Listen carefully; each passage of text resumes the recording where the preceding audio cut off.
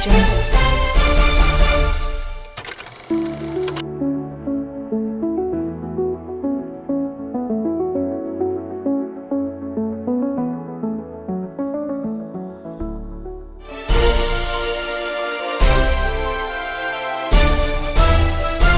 Audio Jungle. And what he has put out there. What is it that is proposing? What is it that is being proposed here? What is missing? And what must be clarified? I think those are genuine questions that must be asked by every citizen who is looking forward to the new. What must be strengthened? Because he's saying buying, into this. He's saying citizens mobilize, go out there and mobilize. It means you are an interested constituents, or you're an important constituents, to this. But you cannot just go in there, blindingly. Or you cannot just say whatever it is that you've given us, we are okay with it. You should also be that individual who can propose and say, let us, strengthen this. Let us tweak here. Let us do that. Let us do that for it to become a credible national project. Your buy-in, is important. But the buy-in is not necessarily for you to just come in and say, I'm okay with it. I'm okay with everything. Is there anything that you feel must be done differently? What is it that we did yesterday that we cannot do today? Because the future of Zimbabwe, ladies and gentlemen, requires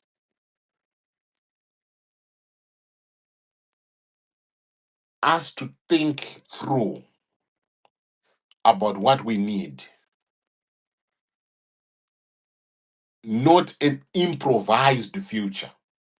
That is not the future that you want. You want a future that is citizen centered this time around. Resonating with what Nelson Chamisa is talking about. Because what we have experienced, or what we experience, is an elite centered Zimbabwe. And we want to do away with that. We want a citizen centered future, a future that is grounded in dignity, in justice, and in having competent leaders who are prepared to offer the leadership that is required for the country kudiende mbele, for the country to go forward. That is what we deserve. So as we gather here, as we start to think about this, as we start to question together, as we start to imagine together, we want to build a conversation that speaks to a new Zimbabwe that we want. Because we are one people, ladies and gentlemen. You might have your divergent views, you might have your doubts, you might have your whatever. But what we need to do is to have a conversation that speaks to the kind of Zimbabwe that we want. So yes, if you've read that 50-point agenda, and before we even begin to be looking at the gaps that you feel are glaring or that you feel exist, one thing that I want to do is I want to be fair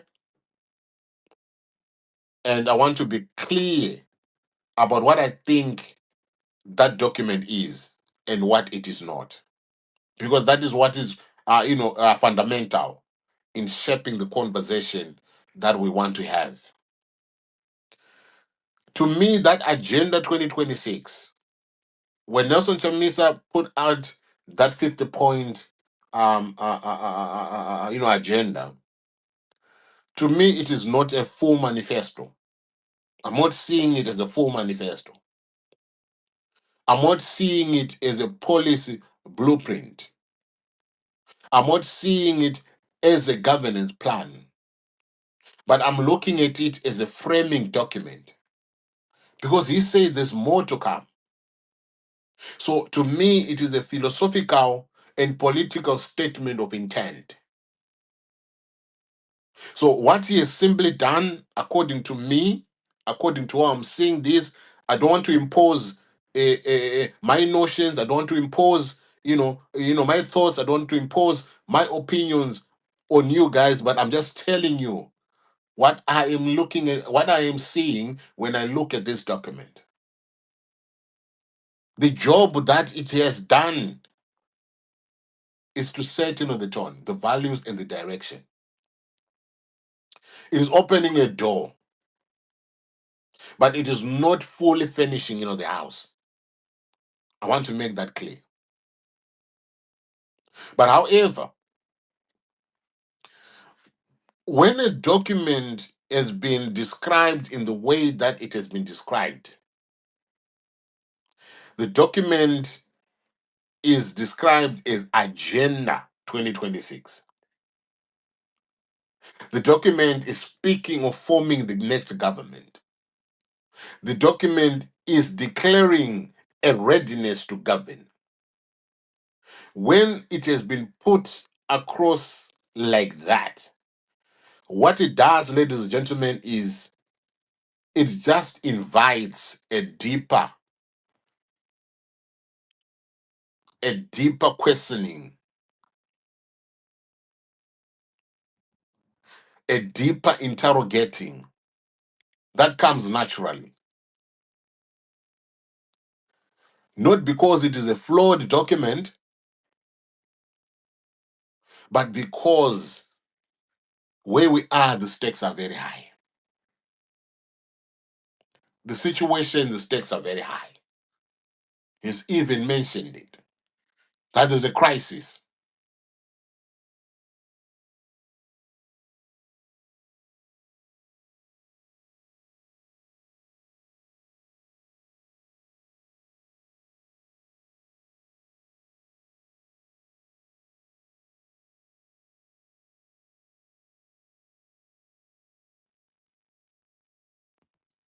So the questions that we might be asking, tonight, to me, to me, when folks, look at that document as an agenda, the questions that gets asked today are questions that are important for the next logical step. We might not get to know whatever it is, but these should be questions that every serious citizen must be asking to somebody when they say we are preparing to govern.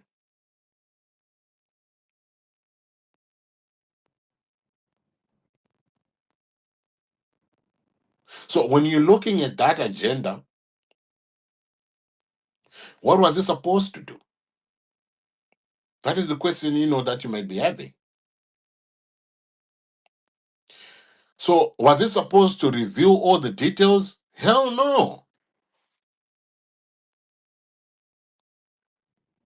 But what it does is it makes you want to demand for more details. And that is a given. And if you want to do that, it is fine. Because we want to be moving from that inspirational document that has been put out there to a stage where we begin to interrogate like what we are about to do. And from moving from just mere talk to start to think about things like the structure, to start to think about things like the viability of some of the things that have been spoken to in that document. Because that is how we build a national consensus, a citizen consensus, by not necessarily accepting that which is given, but by interrogating and asking questions about that which is missing. And it is my hope that as we interrogate, as we discuss, like what Mdaraji said yesterday, that this is some of the conversations that are part and parcel of the this when you go around the country talking to people, the conversations that you have when you go around and you talk to people, they will get to uh where where the conversations are supposed to be going, the consultations that you spoke about yesterday. So let us take this as the consultation period whereby we are trying to build a national consensus and look at what has been given to us. And if you do not accept what has been given to you, what is it that you believe is missing so that the message can be carried forward? So yes, you've got a right to ask what is next. You've got a right to ask, could each must be clarified. You've got a right to say no, this must be strengthened.